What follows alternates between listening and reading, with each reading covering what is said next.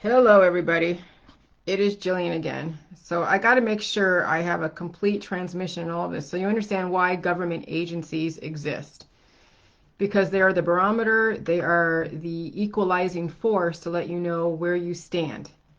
And if you are more on the side of life, you'll live through all the different FDA approved stuff. If you are on the side of death, you may not live through all the different FDA approved stuff. Okay, so the FDA, which is basically the Food and Drug Administration, and they are a government agency, a body of people that go and do testing on all the different processed foods as well as drugs and remedies. And they do experiments on animals and humans to see the type of reaction. They see how the immune system is responding to the food, the drug, the processed food, the remedy. And then when it gets released to the general population, there is a certain acceptable amount of death that they're willing to assume responsibility for and allow it to be released, because you can't possibly have a universally FDA approved thing that's going to be good for everybody. Okay? So so you understand how this works. It's about the amount of antibodies that gets acquired when they're doing the testing to see if it's FDA approved or not. Okay, when biotech as well as any food and drug company does, which is the same thing as biotech, does the testing, okay, when the FDA goes and approves, they look at the antibody counts, they look at all the constituents of that processed food, of that drug, and then they look at the results, whether it's titer tests or the results of the experiments and the different control groups, and they say, okay, well, this has a 20% death rate, and we're okay with that. Okay, because no matter what you do, someone, especially when it comes to drugs, I'm not saying that's really what the actual statistics or what the actual algorithms are for these tests, but just for example, they're allowing 1% death rate for a specific drug.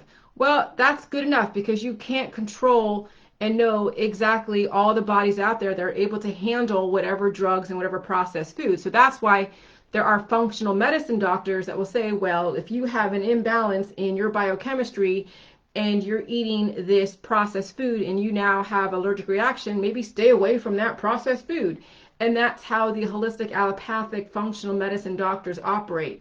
They look at your biochemistry and see where the imbalances are, but instead of actually calibrating it correctly, they tell you to stay away from certain things. So the thing with the vaccines as well as the processed food, it's about antibody accumulation, antibody triggering, how many antibodies. And obviously, you know that anytime you transfuse or do some kind of blood transfusion on incompatible blood types, you hear about antigen inducing antibodies, right? You would not be taking an AB positive blood type and infusing that blood into an O negative person, because the amount of antigen in that AB positive blood will induce a hell of a lot of antibodies that will shut down the system of that person's body. So that's the same thing with these vaccines, and it's the same thing with anything that's FDA approved, okay? Is that they're trying to test to see how many antibodies would be triggered based upon all their different control groups. And they do, they do take into account demographics. They do take into account your culture, your ethnicity, all of your predispositions, and they go and test. And that's all these testing, whether it's on mice or on rabbits or and dogs and other animals as well as people. Once it has gone through the mice and all of that, and it's passed all the different testings. Hey, Gail. Then it is, just chill out in the comments, okay, Gail? Then it is then going to the human control subjects and then taking note. And that's where these college students are then donating themselves to science, getting paid for it when they have these advertisements. Okay, we'll give you $100 or $1,000 and your time and your gas to come over here and do these experiments to see how this drug or how this food or how this remedy is going to affect you. And they take down everything that all of your family medical history. And that's part of their experimental process. That's part of their whole approval process is they've gone through years and years of testing. Now, if this thing with the vaccines is coming out, okay, they're fast tracking it, and they're fast tracking it because they want this to be rolled out immediately, because people don't want to be living, under lockdown, and they don't want to have they don't want to be wearing masks 24/7 forever. Okay, so here's the thing with the vaccines.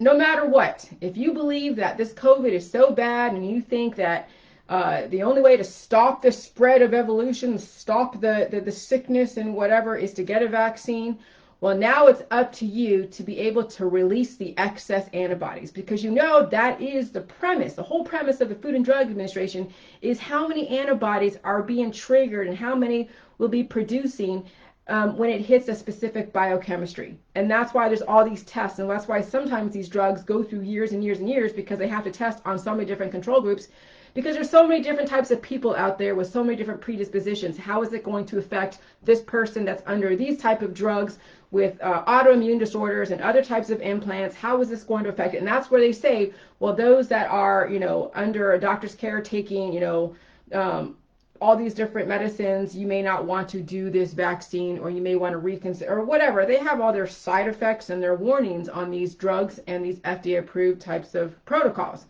So for me to alleviate anyone blaming me for any kind of outbreak in their community, I'm going to do the vaccine, I'm going to drink the jelly juice, and I'm going to release the excess antibodies, because it's about how many antibodies you acquire and you sustain at any given time. Because that's why they say when there's false positives and false negatives, if you are concerned and you've been exposed to the COVID and someone told you that they had the COVID and you already have the antibody, it's just the amount of antibodies that will trigger a positive on a titer test is really what the difference is in a positive or negative. But no matter what, you've been exposed to the COVID. So whether you develop a certain amount of antibodies to trigger a positive now or later, it's not going to matter. Now you put yourself on the radar. But here's the thing with the vaccines.